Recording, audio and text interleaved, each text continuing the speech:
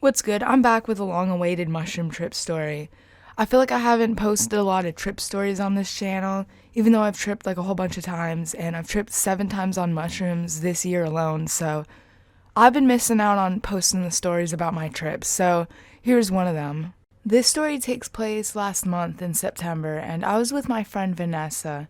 Now, Vanessa's never really tripped on mushrooms. The one time she did, she had a horrible experience, but I had assured her that this trip was going to be really euphoric, really relaxing. And the 7 times that I had taken these mushroom chocolates, I was chilling. I felt euphoric. I had microdose, so it wasn't like anything crazy, but I still got really high from them. And when I smoked some gas, oh my goodness, bro.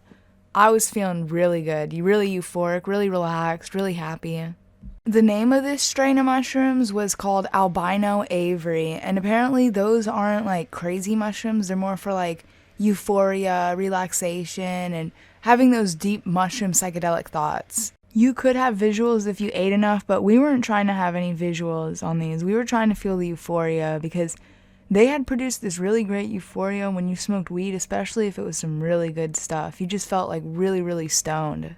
So it's about 11 a.m. and me and Vanessa, we both take 1 square of this chocolate, and about 1 square has 150 milligrams, which is about 0.15 of a gram. And even though it was such a small amount, it packed quite the punch. So we're chilling, we're waiting for these mushrooms to hit, and they didn't take very long to hit either. Maybe like 15-20 minutes. By the time we had rolled this joint and smoked half of it, we were already feeling the mushrooms. We were already starting to feel really high from them. And it's not like there's like some crazy come up or a trip or a peak or anything like that. It's just a euphoria. So at this point, me and Vanessa, we're both feeling it. We're both chilling. We're listening to some music. We're vibing. And for some reason, every time I've ever taken these mushrooms, I felt like I just wanted to dance. Like, I don't know, I felt very connected with my inner child. And speaking of that, we were reading these books, like these old childhood books that just so happened to have in my room, like Cloudy with a Chance of Meatballs, and the illustrations were like really trippy.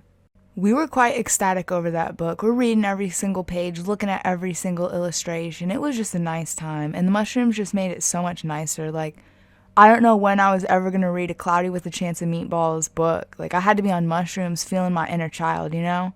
At this point, we finished being entertained by the book, and I was really feeling it, and I started feeling this stomach discomfort. It was very subtle, like, I could barely feel it, but I could tell it was happening, which I did not like. Like, I was trying to chill. I wasn't trying to feel any stomach discomfort. I felt like if I smoked anymore, it was going to make the stomach discomfort worse. Like, I was going to get higher or something. I didn't want to risk that, because normally when you smoke on psychedelics, it just full-blown just psychedelic feelings after smoking. So I wasn't really wanting to feel the mushrooms anymore, because I was so surprised I was feeling them so intensely, even though it was just a small amount, and I had taken that amount the last time I had taken them, and I didn't feel like this much out of it. So because I couldn't smoke, I felt like I needed to go and get a smoothie.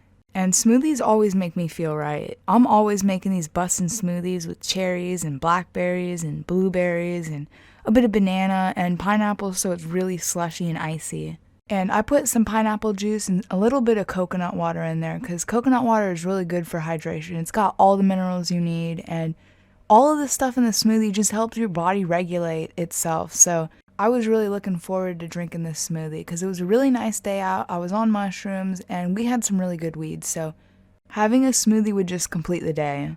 So I go into the kitchen, I start getting this stuff together. I'm trying to find the cup and the little blade, and I look everywhere. I just can't find it, so I just give up.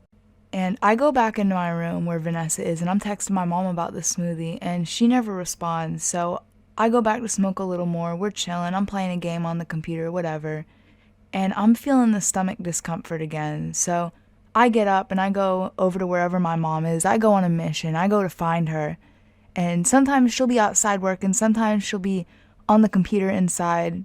And I finally find her and I ask her about the smoothie. And she's like, smoothie? There's no smoothies. And I'm like, what the heck?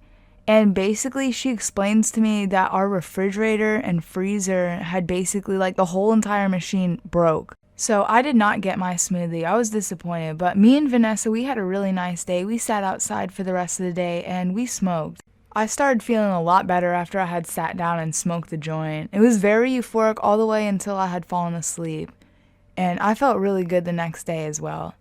So that is the end of today's trip story. I hope you guys did enjoy. Make sure to leave a like and follow me on Instagram. I always got updates on what I'm doing with my videos, and I got a lot of cool stuff on there. I'll see you guys next video, and peace.